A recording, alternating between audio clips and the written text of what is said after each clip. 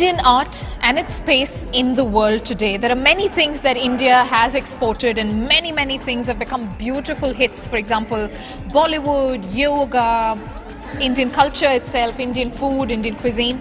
But Indian art is again something that has brought a lot of laurels, not just the artists but the pieces of art itself. But I'm here to talk to different people at an art exhibition in London on what art means to you personally, whether you perceive it as an investment because it is a lot of money, or whether you see it as a thing of beauty to be kept on your wall and never to be taken out, even in the worst time of crisis, and touch wood, hopefully that never comes to anybody.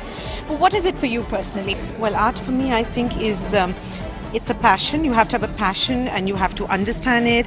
I love collecting art because I love the medium of expression, and also I think it's nice to have a collection which you can then, you know, your generations, your children, your grandkids also then learn so much about the culture, about the time period of when the artist was there, what was the artist trying to signify, you know. So it's a history, it's culture, it's a part of, you know, life of that time. So I think it's, you know, it's mixed all in one. Okay, what is your view on it? Why would you buy something from here, for example, if you were to be? Would you buy it because it's silver? Would you buy it because it has a resale value? For me, it's purely aesthetic. It's purely, I think art has to be very personal. I think something you have to be drawn to it, and it has to have a kind of a personal connection.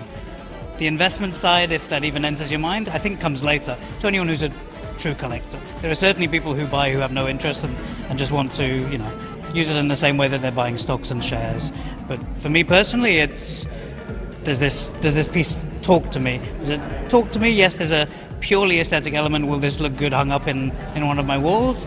But it's more about having that connection and having that as a daily reminder when you see that piece that, yeah, the thing that has moved me still continues to move me. So, which means you'd never sell anything that you've bought which talks to you in your home?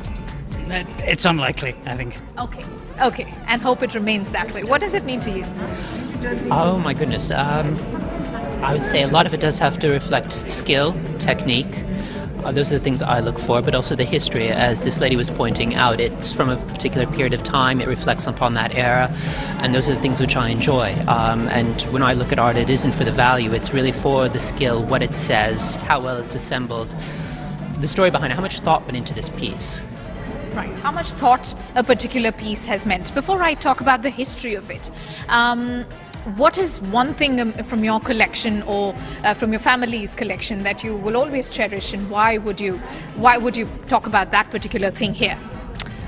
One piece of art that from my family's collection, we last summer were on a trip to Germany and purchased 2 portraits of a German royal family from the 1700s, and so that is something that I will always cherish because it was sort of something that we purchased during a trip, during a memory, and also just because of the time period, just because you have a piece of history and you have portraits of these people who actually lived, and you can sort of imagine them as they were at the time, and you have a piece of history, and that's something that's really valuable to me. Sure. A piece of history, which is why it's valuable. Has Indian art been artificially priced during a period when people could have afforded it, and during a time when people had a lot of purchasing capacity? I think that when India went through a very prosperous period, art market went through the roof. Yes. I think now the economic woes of India is reflecting in the price of art. And I think people who buy art for reselling, a lot of people buy art because they like it. Sometimes if you buy it at the peak price and you want to resell it to buy something else, it's quite difficult to do now. Radhika, don't you agree? Yes, I think in India per se, the second-hand market exists, but it's not very buoyant. It's not good.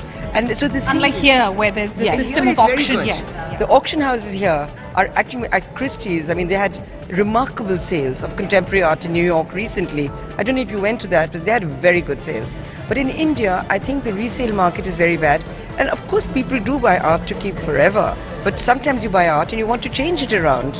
You might have a family heirloom forever. But what constitutes an heirloom, you know? People want to sell art, and in India it's becoming increasingly difficult. It is. Well, should that change in India? Well, I think it'll change, but also you see, when people buy art in India, I think there has to go. You have to study about it. You have to, study, see a lot of works of the artist to understand, and then you have to pick up, a piece that actually is the artist in the best time frame or in the time period, or what really is the artist's, one of his best works, so to say. So a best work of an artist, there'll always be a market, but not necessarily for the mediocre works. Yeah, I agree. Do you know of people, since you mentioned that some people treat it like the stock market where quick sales and that sort of thing happens, do you know of somebody who really does it like shares, buys pieces of art, sells it back, makes a lot of money? Makes a lot of money? I personally don't know many that have made money. I know lots that have lost money gambling on these things. Okay, so not so much really like the stock market, not so much like it's a waiting game. You buy it, you hold on to it. You look at families like the Wildensteins. They've been going since the 1830s. They've made themselves billionaires because successive generations have bought the pieces, they've held on to the pieces, but they've continued to exhibit the piece, write about the piece. They've kept the artist, his memory, his work alive. Whereas these short-term sales, they're bubbles really. It does more damage than it does good. Damage to the artist and damage to the art market itself. It makes it look dodgy, quite frankly. Thank you very much for this conversation, ladies and gentlemen. I hope you continue your collection, and I hope they continue to speak to you these words of inspiration just about at all times. Thank you very much. Write your feedback. OOE@ndtv.com is where you write to.